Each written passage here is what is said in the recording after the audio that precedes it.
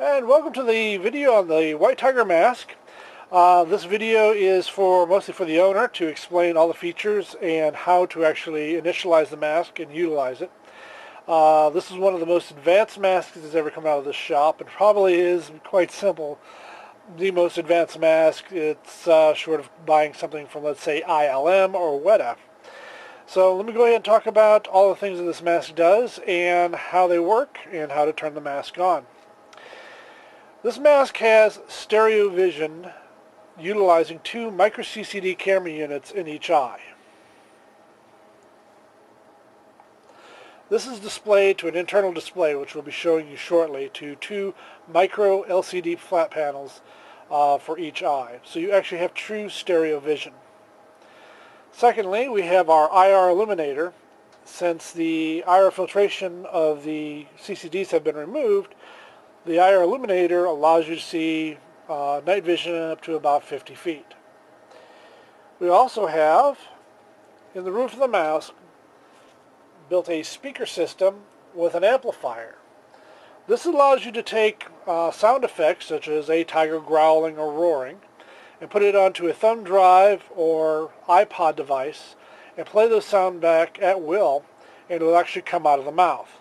The actual holes in the roof of the mouth are actually facing directly out of the mouth, so all the sound is projected from the mouth. The Tiger also has moving ears, servo-controlled moving ears. They are on a randomizing circuit that allows the ears to twitch up and down on a clock that very, very randomly causes the ears to twitch every so often. Also in the ears is two microphones. This is for the amplified hearing section that allows you to hear a whisper across the room. Since this is a very complicated system, I'm going to go ahead and break it down from both sides. We are about to do all the finish work on this mask, so we've left it open to do this video to show exactly how everything works. It'll be a lot easier to see until we sew up the rest of the mask. So we're going to start with the moving ears. The moving ear control box is right down here. It's below the main control box, and you can see the servo right there. We have a power switch that we've now turned on. You also have a ribbon cable which can go down into a paw, so you can basically control the ears at will. After turning on the unit, you'll have to press this button once to begin the timer. And it's simply a matter of waiting. In a few seconds, the timer begins, and every so often will cause the ears to twitch.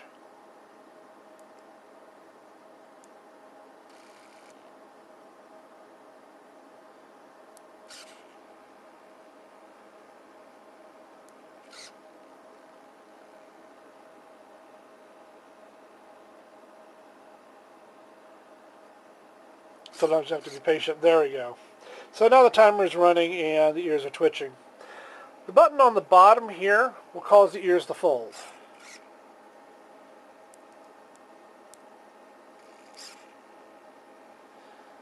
Just like that. But pressing the button one down from the top will return it to a normal cycle. At that point, you just simply wait for the timer and the ears will move on their own and twitch every so often. So we'll go ahead and turn that off. We'll go ahead and show you that the servo controller requires 4 AAA batteries, which is pretty standard. You can expect about 6 to 8 hours on a fresh set of batteries, the ears switching on their own. So let's go ahead and talk about the next section, which is the acoustic portion. This switch right here is your power switch for the amplifier in the head, and of course gives you the power to the speaker. So what we're going to do right now is we're going to turn that system on, and we're going to go ahead and cue up a little sound effect of a tiger growling.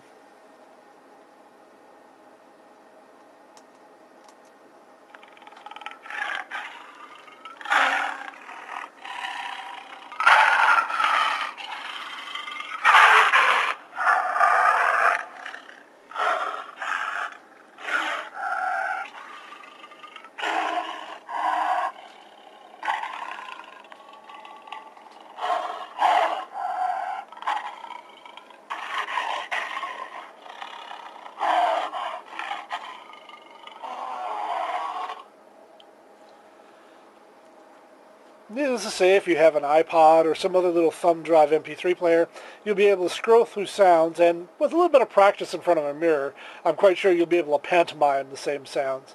It ought to be, well, quite interesting for somebody when you walk up behind them and start growling. All right, so that is going to be your amplifier for the sound effects. Go ahead and turn that off for a moment. The amplifier, the power for the cameras, and the power for the infrared illuminator are all controlled from this box and are supplied by this battery pack.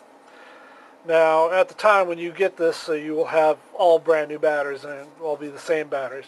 But as you can see, they're simply AA cells, so you can put them on a standard charger and charge them up. Very, very simple. So I'm going to go ahead and do right now is I'm going to go ahead and turn on the infrared illuminator. The infrared illuminator is this top button, and as you can see, this purple light, although it's invisible to the human eye, you might see a little soft red glow if you look at it closely. But for the camera, it's actually seeing the infrared as sort of a purplish white light. That's this switch right here. This switch is going to be your IR illuminator. If you're in complete darkness and you flip this on, I suggest for a little bit of fun, go into a dark room, turn this unit on, and you'll see everything pretty darn clearly. The bottom switch here is for power to the cameras. Now, obviously you can't see anything here at the moment because, well, the cameras are on. But that same switch, due to the auto-sensing system that is for the displays, will turn on both the cameras and the displays at the same time. As soon as the displays detect video, they will begin to turn on. So let me go ahead and flip the mask around so you can see what's going on inside.